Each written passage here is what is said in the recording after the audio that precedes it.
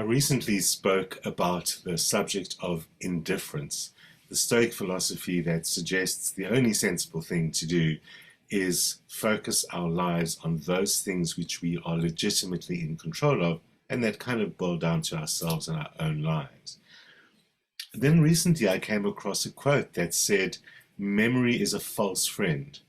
And it reminded me, of course, that much of how we construct ourselves and our very notion of what is this life of mine that is under my control is really based on memory. I mean, in some ways, if you think about it, what do we have other than memory? We have many mysterious philosophical ideas about time, about the past, the present, the future. In effect, though, we know the old cliches of the past doesn't really exist except in memory, and the future doesn't really exist except in belief, hope, aspiration, fear, all of those kind of things. Physicists and metaphysicians even tell us about the eternal present. Physicists can even say that time is an illusion. It's a function of matter. It changes according to the speed or frequency of that matter. It's not actually a thing. So, hard for us to believe that time isn't a thing, but memory constructs a version of our lives that lets us see it as a sequence. I mean, in some senses, we do see our life as if it were a narrative, a novel, or a movie, where there's a sequence of events from beginning to end. They're not necessarily in order or any of those kind of things, but a lot of who we say we are is actually because of what our memory tells us. This happened, that happened, these things made you who you are. The interesting thing, though, is that memory is a false friend. All studies show that memory is nowhere near as reliable or as believable as we give it credit for. And yet, so much of our identity comes from there. Identity is a mysterious thing, and memory itself is a mysterious thing. Neil Burton calls memory mysterious, maybe even miraculous, because if you think about it, it's cells in your head, all these different organic cells that somehow in your brain manage to organize themselves to encode experiences, to encode facts, to encode things that we do. And the most mysterious memory is memory about memory, remembering to remember. Like if I say, I must remember to call my mom on her birthday on Friday, putting two memories to each other. I must remember her birthday and I must remember to remember her birthday. I must remember to set my alarm clock to remember to wake up in the morning. So funny thing about that example is that very often when we do that, we wake up anyway without the alarm clock, no matter what, which means that during our sleep, we're remembering to remember.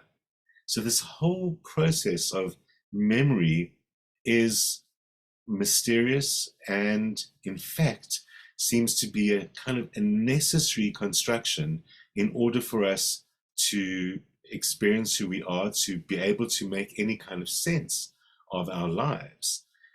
Burton says, to live without memory is to live in a perpetual present, without past, without future, going through the same thoughts, the same questions, the same fears over and over and over again. Without memory, he says, it would be impossible to speak, to read, to learn, to find our way, to make decisions, to identify objects, to use those objects, to cook, to wash, to dress, to develop relationships and maintain them. And most fundamentally, it would be impossible to know anything about anything, and therefore it would be impossible to reason, which is the process of building knowledge from knowledge.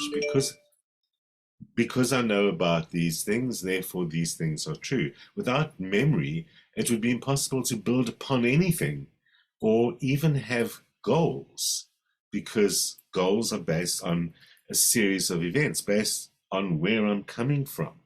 We know that people with severe memory loss can't revisit the past. And so what happens to identity? And it's in those cases that we can clearly see that memory resorts to confabulation. We actually make up memories to create meaning and to create identity. And that is not confined to people who are suffering from severe memory loss.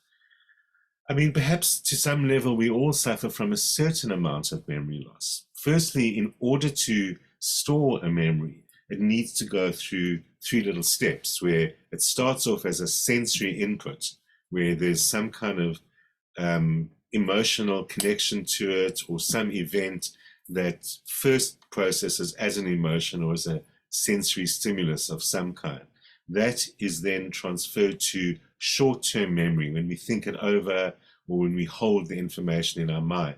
And then finally it's stored as long-term memory when we keep it for future or for identity. Firstly, things can interrupt that process. But secondly, the very fact that there is an emotional attachment, often to the very beginning of a memory, means that it's not entirely objective. Emotion is a subjective response to something. It's a value that we give to a stimulus in our environment. And we have all sorts of biases. We have emotional biases and we have cognitive biases. Cognitive bias is when we think in a certain biased way that affects the decisions and the judgments we make. It's kind of like a systematic error. Because we don't realize we're biased in a certain way, we make all sorts of decisions, judgments, and so on. And in fact, the way that we remember things is for a whole number of reasons, that one of which is emotional, that can lead to biased thinking and therefore biased decision making. If I'm trying to identify what is my life and what am I in control of, I do need to wonder, where are my biases? One of the most common biases is with attention. Attention is actually a limited resource. So we have selective attention.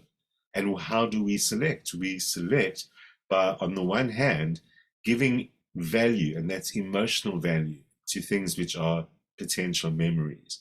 But this means that these are these subtle biases and these subtle emotions that are creeping in. They're influencing the way that we see the world, and therefore they're influencing the decisions we make about the world, and fundamentally they influence the way that we perceive ourselves and our place in our own lives. Cognitive biases exist for a reason. Your brain is trying to simplify the information process. There are rules of life that cognitive biases also allow us to follow, so that we like to think that we're objective, logical, we evaluate everything before we make a decision.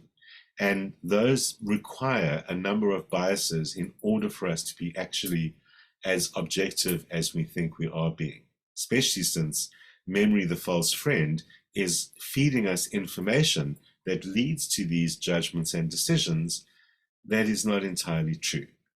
I mean, it's hard to believe that memory is not entirely true. Don't they rely on memory in a court to be an arbiter of truth?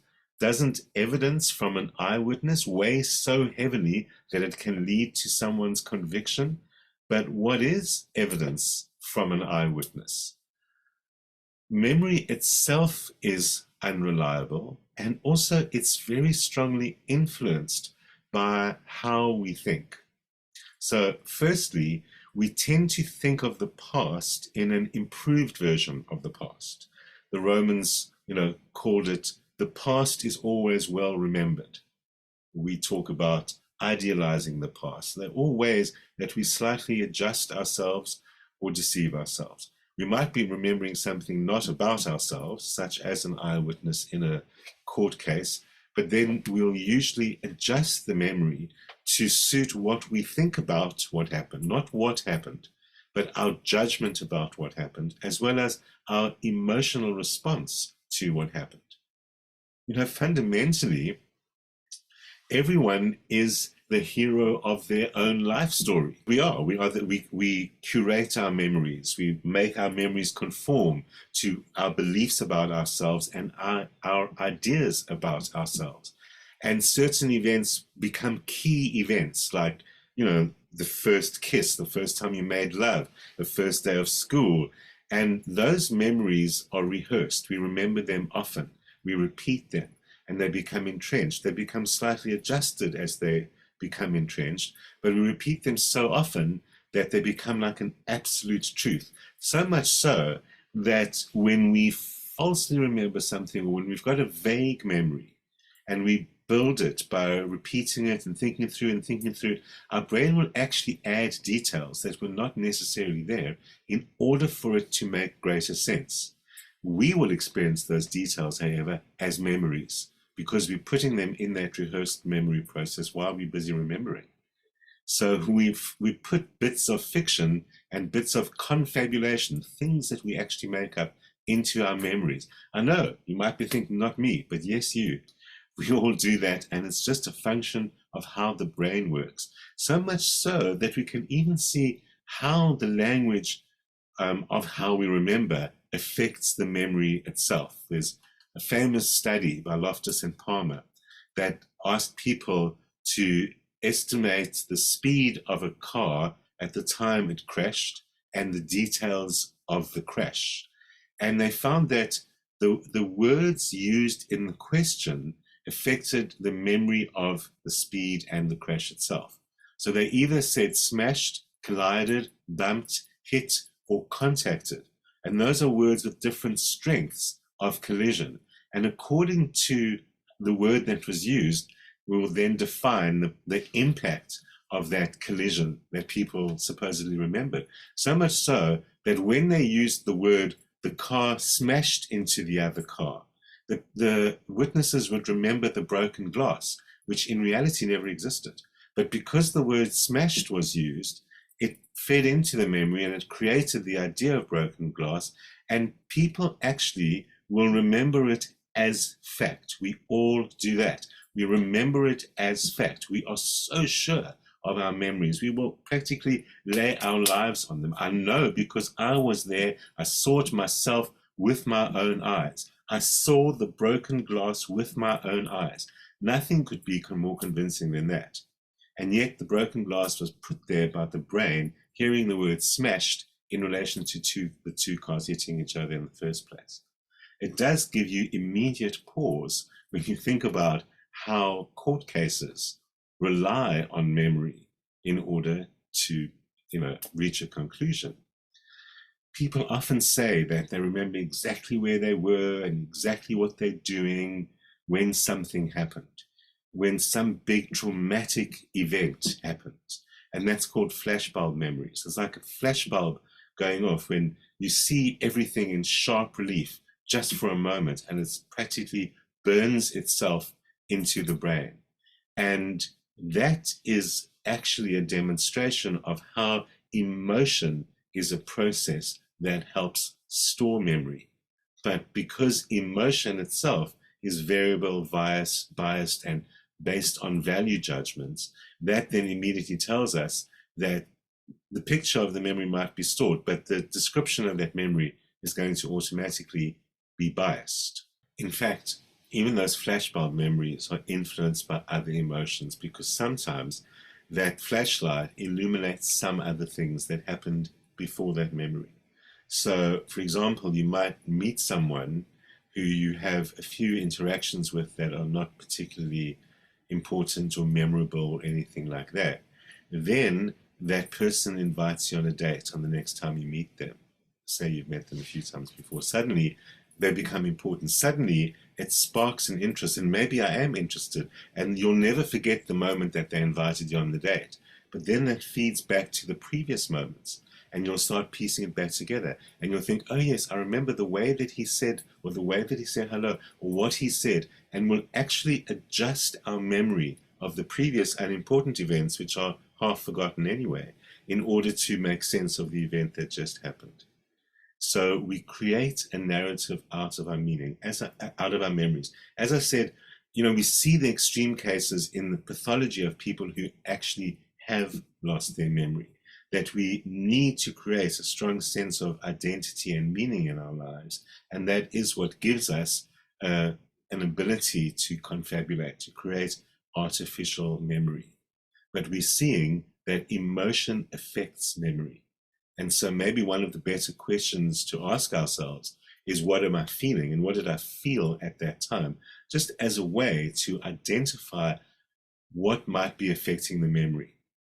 There are ways we can learn to improve our memory. I'll speak about a few of those in a moment, improve the accuracy of our memory. But again, we don't have accurate memories in the first place. Memory, practically by definition, is not an accurate thing. It is influenced by emotion, and although emotion can create the flashbulb and make us remember in the first place, it also biases the memory.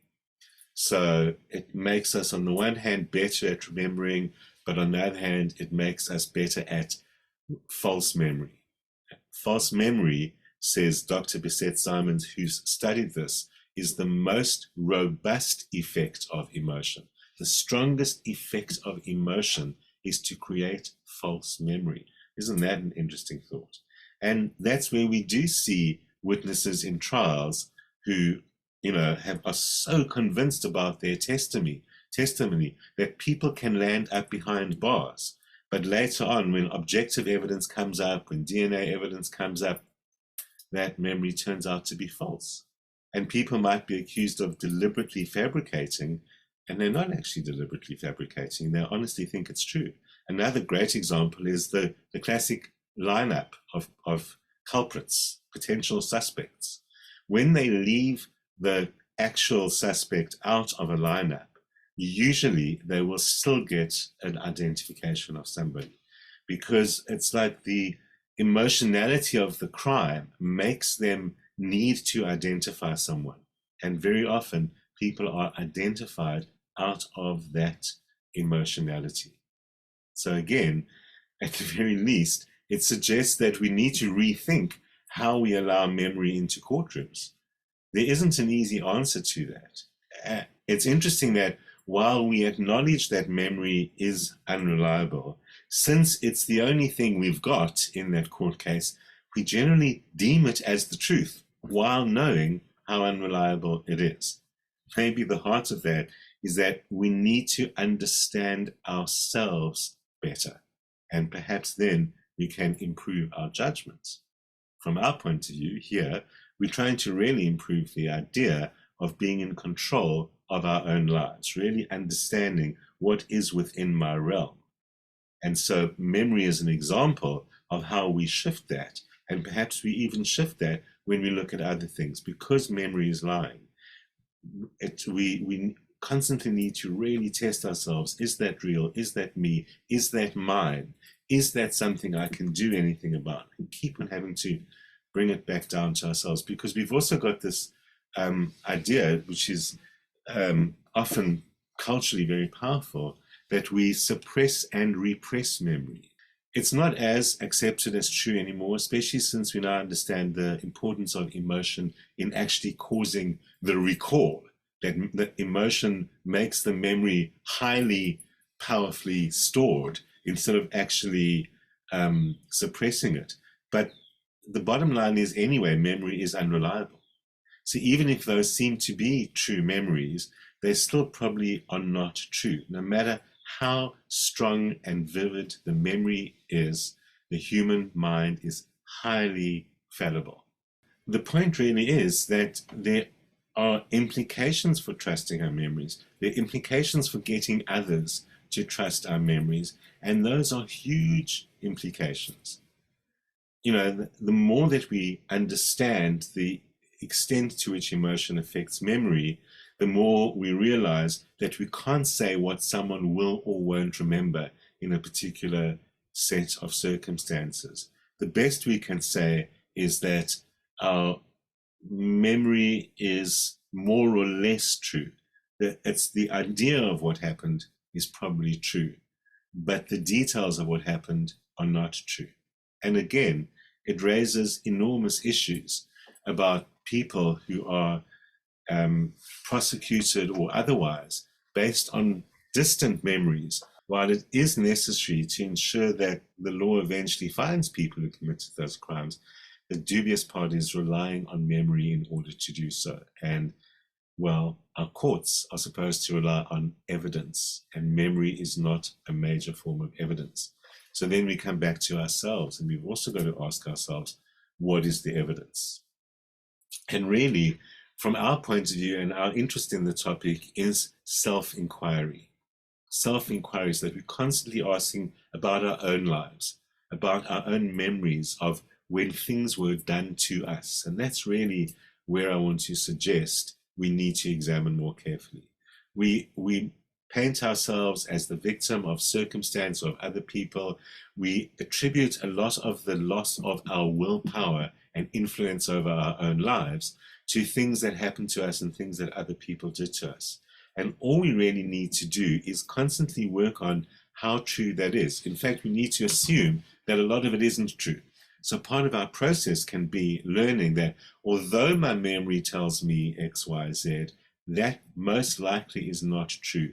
Let me get back to what I know to be true about me, what I know to be true about me, not based on what other people have done or said or reacted, not based on my own reactions, but most importantly, not based on blame or anything like that, which pins it onto other people. So there are a couple of things that we can do to understand ourselves better in the context of memory. What improves memory? Firstly, sleep improves memory, getting lots of sleep. Secondly, we saw this one already mentioned, attention. Attention is how we get memory into the storage system in the first place. So you've got to be able to take it in properly.